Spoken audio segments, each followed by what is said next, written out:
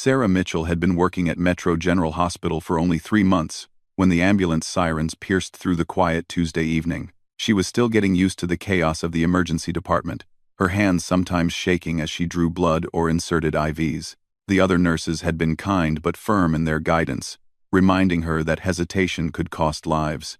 The emergency room doors burst open, and paramedics rushed in wheeling a stretcher.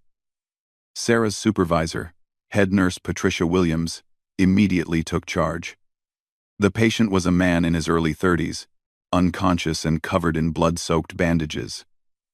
What shocked Sarah most was the sheer number of wounds across his body. Multiple gunshot wounds, 20 entry points confirmed.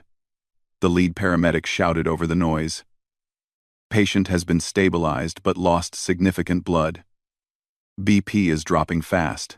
Dr. Martinez, the attending physician, quickly examined the patient. Sarah watched in amazement as he systematically checked each wound location. The injuries were spread across the man's arms, legs, torso, and shoulder. Despite the severity, the patient's vital signs suggested he was fighting hard to survive. "This is unlike anything I've seen in 15 years, Doctor," Martinez muttered to Patricia. "The pattern of these wounds, the locations, it's almost like he was deliberately targeted, but somehow managed to avoid fatal hits." Sarah was assigned to assist with the initial treatment. Her hands steadied as she helped clean and dress the wounds. The patient had no identification, no wallet, no personal belongings except for a simple chain around his neck with dog tags that had been too damaged to read clearly. As they worked, Sarah noticed something unusual about the patient's physical condition. Despite the traumatic injuries, his muscle tone and conditioning were extraordinary. His hands were calloused in specific patterns, and there were faded scars on his body that suggested this wasn't his first encounter with violence. "Look at his hands," Sarah whispered to Patricia during a brief moment. "These aren't ordinary calluses. And see how his breathing remains controlled even while unconscious?" Patricia nodded grimly. "I've seen similar conditioning before. My husband was military. This man has had extensive combat training. The surgery took 6 hours." Dr. Martinez and his team worked methodically to remove bullets, repair damaged tissue, and stop internal bleeding. Sarah assisted throughout, learning more in one night than she had in weeks of regular shifts. The patient's resilience was remarkable. Several times his vitals dropped dangerously low, only to stabilize again, as if his body refused to give up. During the operation, Sarah noticed that some of the bullets had unusual markings. Dr. Martinez carefully preserved each one, placing them in separate containers for the police report that would inevitably follow. Hospital protocol required law enforcement notification for all gunshot victims. "The bullet trajectories are strange, Doctor," Martinez observed. "Some came from above, others from ground level. This wasn't a simple shooting. It was like he was caught in crossfire from multiple directions." As dawn approached, the patient was finally stable enough to be moved to intensive care. Sarah volunteered to stay for the extended shift to monitor him. She felt oddly protective of this mysterious man who had fought so hard to survive. In the ICU, Sarah sat beside the patient's bed, checking his vitals every 15 minutes. His face was peaceful despite the trauma his body had endured. There was something about him that seemed familiar, though she couldn't place why. His facial features were sharp and defined, with a strong jawline and what appeared to be a small scar above his left eyebrow. Around noon, the patient began showing signs of consciousness. His eyes moved beneath closed lids, and his fingers twitched slightly. Sarah immediately called Dr. Martinez, who arrived within minutes to assess the patient's neurological responses. "Can you hear me?" Dr. Martinez asked gently. "You're in Metro General Hospital. You've been injured, but you're safe now." The patient's eyes slowly opened, revealing sharp blue irises that immediately scanned the room with tactical precision. Even in his weakened state, Sarah could see the alertness and intelligence behind those eyes. This was not an ordinary person. "Where?" The patient's voice was hoarse and barely audible. "You're in the hospital," Sarah said softly, moving closer to his bedside. "You were brought in with multiple gunshot wounds. Do you remember what happened?" The patient's eyes focused on Sarah's face, studying her carefully. For a moment, something like gratitude flickered across his expression. Then his gaze hardened, as if he was remembering something important. "I need to make a phone call," he whispered urgently. Dr. Martinez stepped forward. "Sir, you need to rest. The police will want to speak with you about what happened, but first we need to ensure you're stable. You've lost a lot of blood and underwent extensive surgery." The patient tried to sit up, but winced in pain. Sarah gently placed her hand on his shoulder. "Please. You need to stay calm. Your body needs time to heal." "You don't understand," the patient said, his voice growing stronger despite his obvious pain. "There are people who need to know I'm alive, and there are others who cannot know where I am." His words sent a chill through Sarah. She exchanged glances with Dr. Martinez, who seemed equally concerned by the cryptic statement. The patient's military bearing was becoming more apparent as consciousness returned. Throughout the afternoon, Sarah continued her careful monitoring.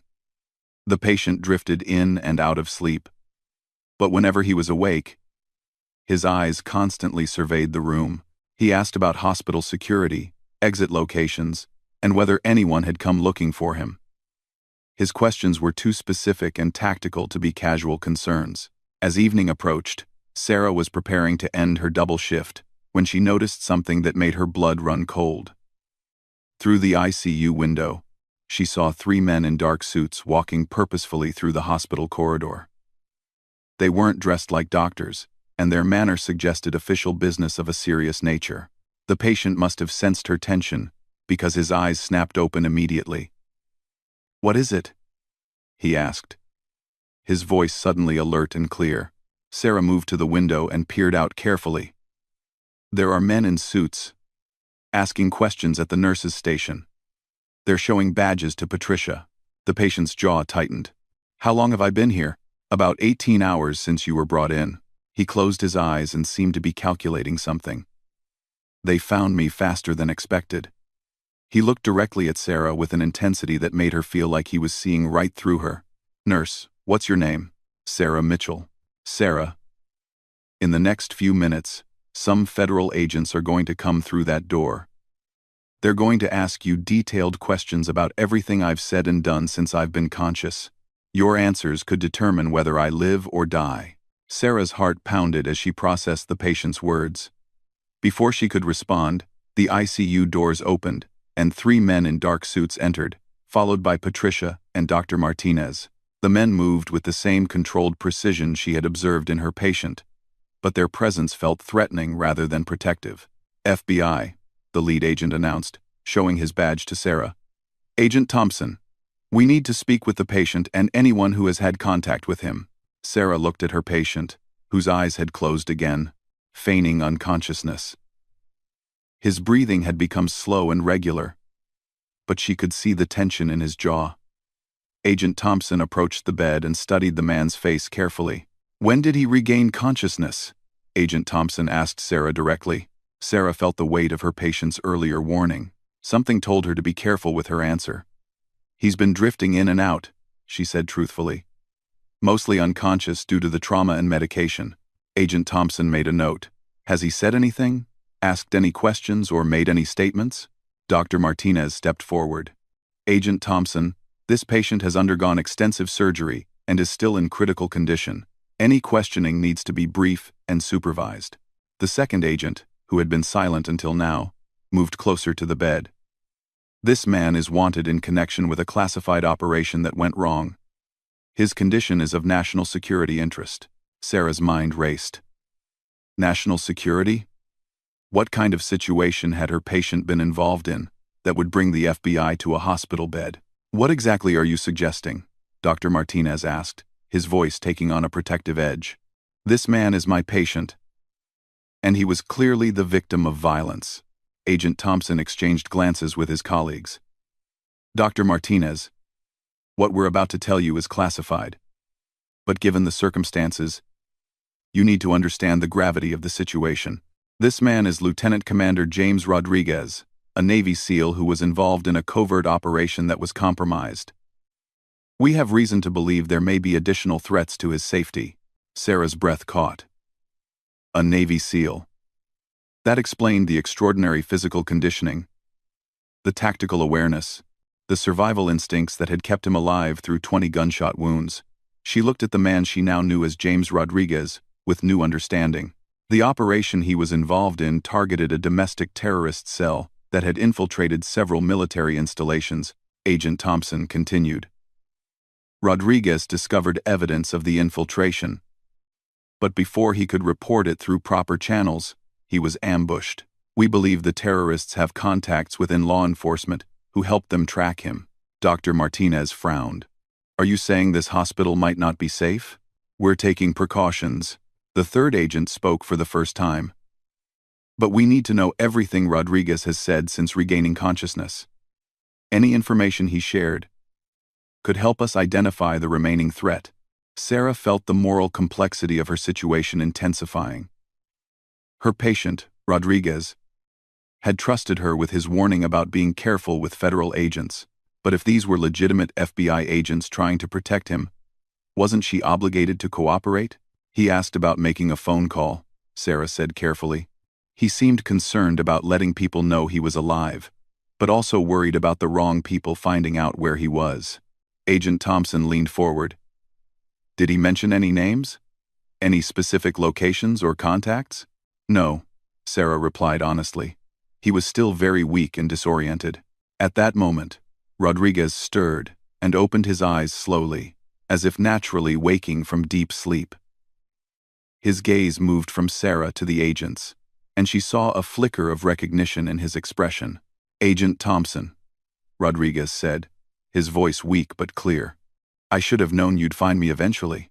Rodriguez, we need to get you to a secure medical facility, Agent Thompson said.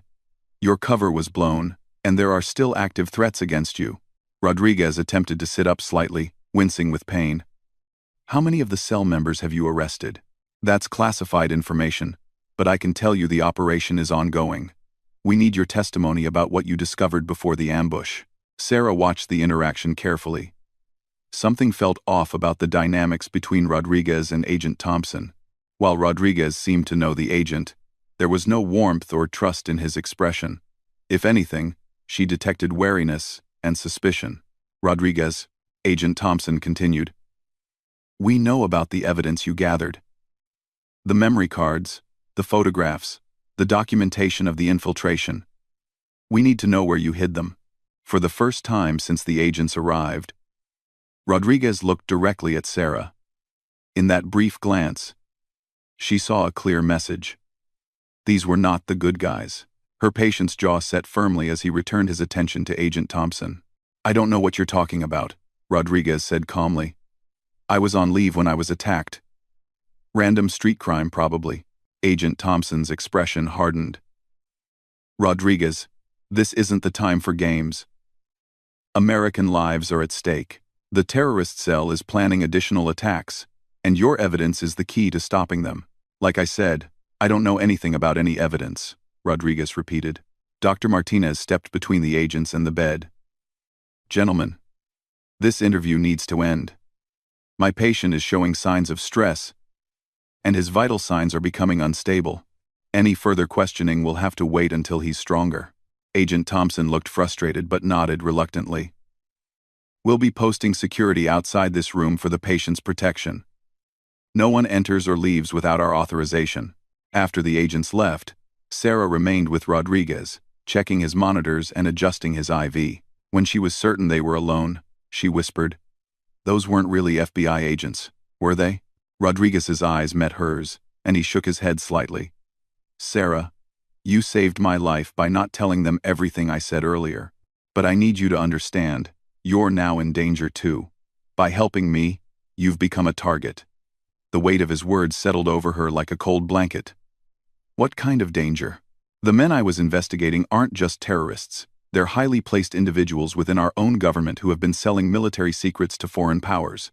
When I discovered their network, they tried to eliminate me. Sarah felt dizzy. So, those agents are part of the conspiracy. They need to find the evidence I gathered before anyone else does. And they'll do whatever it takes to get it. But why didn't you just give the evidence to the real authorities? Rodriguez's expression grew grim. Because I don't know how high up the corruption goes. The only person I trust is Admiral Sarah Chen at Naval Intelligence. And I haven't been able to contact her since the ambush. Sarah sat down heavily in the chair beside his bed. What happens now? Those fake agents are going to keep pressing for information. They might try to move me to a different location where they have more control. And they're definitely going to be watching you to see if I passed anything to you. Did you pass anything to me? I mean? Rodriguez studied her face carefully. Not yet.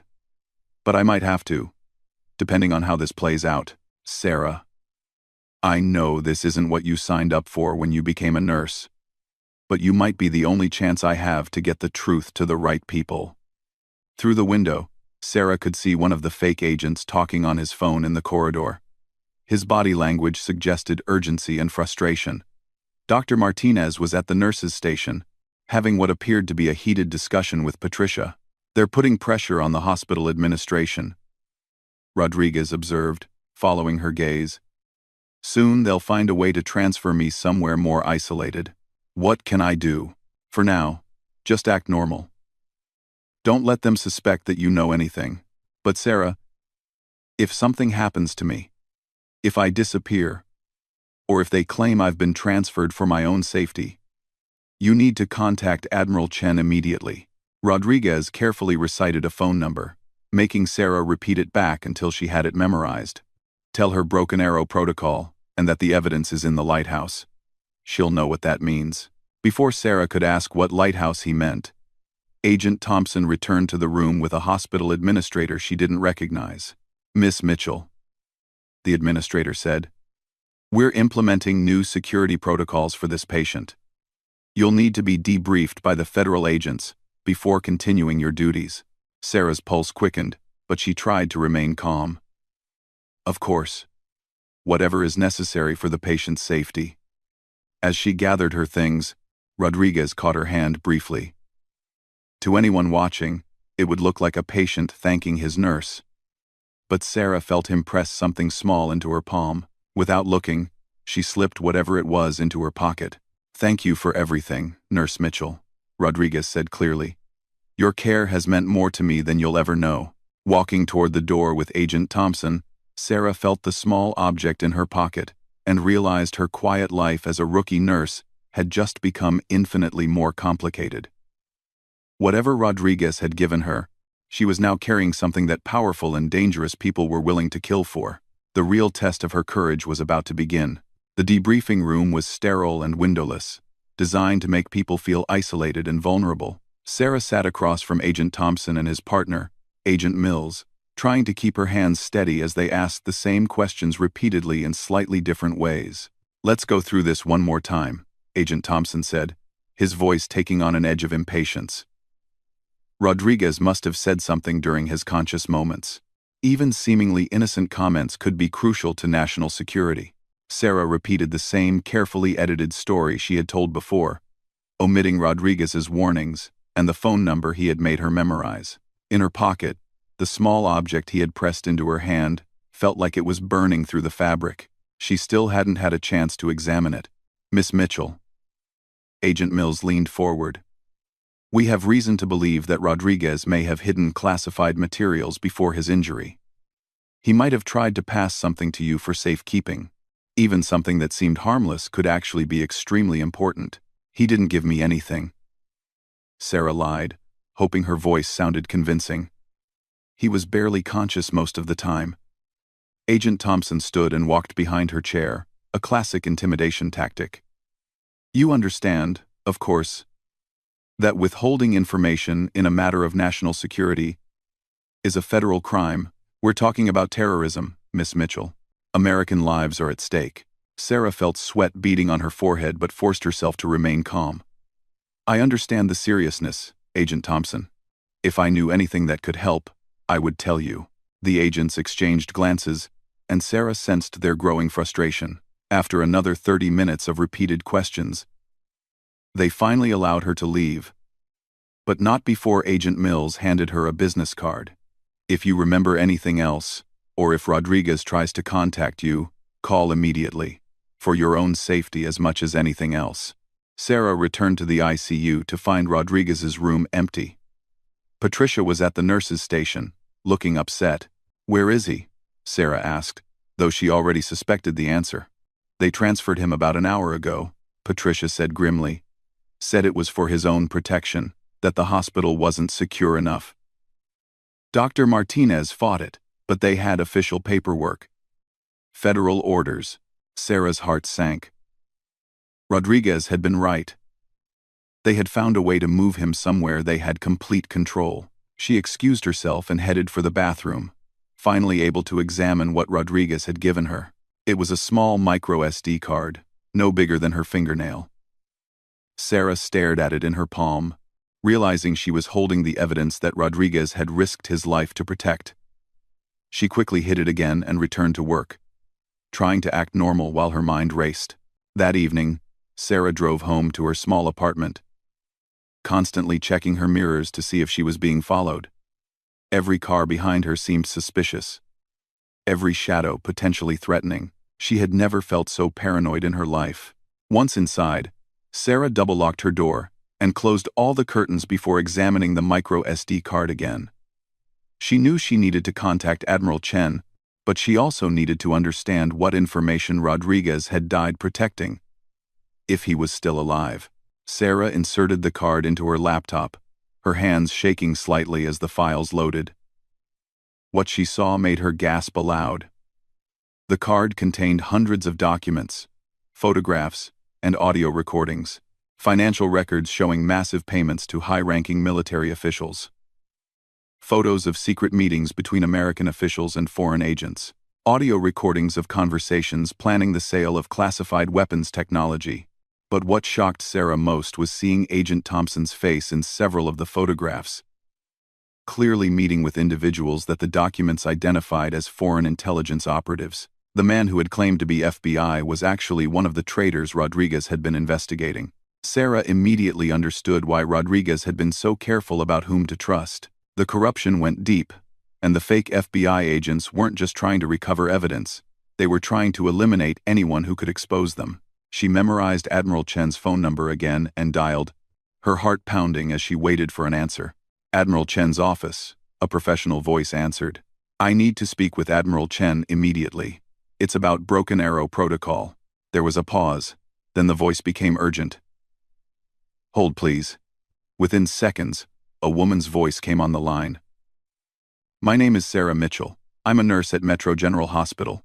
Lieutenant Commander Rodriguez told me to contact you. He said to tell you the evidence is in the lighthouse." Another pause. Then Admiral Chen spoke rapidly. "Miss Mitchell, where is Rodriguez now?" "They took him." Men claiming to be FBI agents. But Rodriguez said they were part of the conspiracy. "Admiral, I have the evidence. He gave me a micro SD card with documents, photos, recordings, everything." "Listen carefully," Admiral Chen said, her voice intense. "Your life is in immediate danger. The people Rodriguez was investigating have resources within multiple agencies. Do not go home. Do not go to work. Do not contact anyone you know." "How soon can you get to the Oceanside Lighthouse on Route 14? Sarah glanced at her clock. "Maybe 2 hours if I leave now. Take only essential items and the evidence. I'll have a team waiting for you there. Trust no one in uniform unless they give you the code phrase, Blue Storm Rising. Do you understand?" "Yes, Admiral." "Miss Mitchell, what you're doing takes tremendous courage. Rodriguez risked everything to expose this conspiracy, and now you're the only one who can help us finish what he started." Sarah quickly packed a bag with essentials, constantly checking the windows for any sign of surveillance. As she prepared to leave, her phone rang. The caller ID showed the hospital number. "Sarah? It was Dr. Martinez. I need you to come in immediately. There's been an emergency with one of your patients." Something in his tone sounded wrong, too formal, too scripted. Sarah's instincts, sharpened by everything that had happened, told her this was a trap. "Which patient, Dr. Martinez?" "The trauma patient from yesterday." "Please come in through the staff entrance. There will be security waiting to escort you." Sarah's blood ran cold. Dr. Martinez would never refer to Rodriguez as the trauma patient. And he would never ask her to use the staff entrance for a medical emergency. Someone was making him make this call.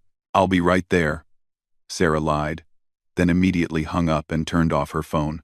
She grabbed her car keys and the micro SD card, her heart pounding as she realized how close the conspiracy had come to catching her. As she headed for her car, Sarah noticed a dark sedan parked across the street with two men inside.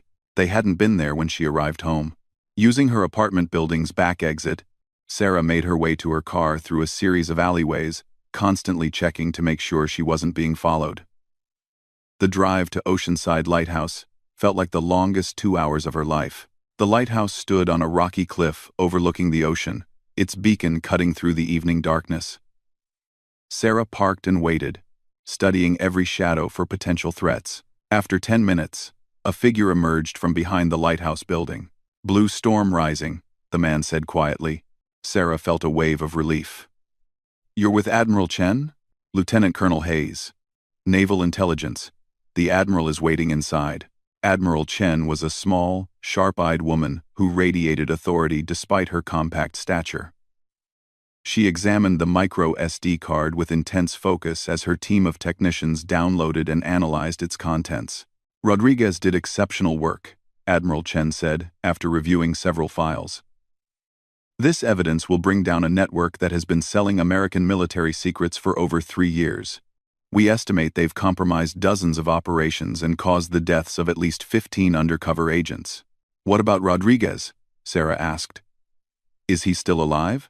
Admiral Chen's expression grew grim. "We're working on that. The facility where they claim to have taken him doesn't exist in any federal database. But Rodriguez is resourceful. If anyone can survive until we find him, it's him." Over the next several hours, Sarah provided detailed testimony about everything she had observed and experienced. The evidence on the micro SD card, combined with her eyewitness account, gave Naval Intelligence everything they needed to begin arrests. "Miss Mitchell," Admiral Chen said as dawn broke over the ocean, "what you've done tonight has saved countless American lives. The courage you showed, the risks you took. Rodriguez chose well when he trusted you." 3 weeks later, Sarah returned to work at Metro General Hospital to find the ICU buzzing with unusual activity. Patricia greeted her with a mysterious smile. "You have a visitor in room 314, Patricia said. "A patient who specifically requested you." Sarah's heart leaped as she walked to the room and saw Rodriguez sitting up in bed, still bandaged but very much alive. His eyes lit up when he saw her. "I told you I'd find a way to contact the right people," he said with a weak smile. "How did you escape?" Sarah asked, rushing to his bedside. "Who says I escaped?" Rodriguez grinned. "Maybe I was exactly where I needed to be to help Naval Intelligence complete their investigation. Sometimes the best way to catch conspirators is to let them think they've won." Sarah realized that Rodriguez's capture might not have been the disaster she thought it was. "You planned this?" "Not the 20 bullet wounds," Rodriguez said, touching his bandaged shoulder. "But, once I realized who was after me, I knew I needed to get close enough to their operation to help Admiral Chen bring them all down." Outside the window, Sarah could see news vans gathering as word of the conspiracy arrests began to spread. The rookie nurse who had been terrified for her life 3 weeks ago now felt like a different person entirely. She had discovered courage she never knew she possessed. And she had helped expose a betrayal that threatened national security. "So what happens now?" Sarah asked. Rodriguez looked at her with deep respect. "Now you go back to being a nurse, knowing that you've done something extraordinary. And maybe, if you're interested, Admiral Chen mentioned that Naval Intelligence could use someone with your skills and courage." Sarah considered the offer, looking out at the ocean where everything had changed for her. She was no longer just a rookie nurse. She was someone who had faced real danger and emerged stronger. Whatever she decided to do next, she knew she would never again underestimate her own capacity for bravery.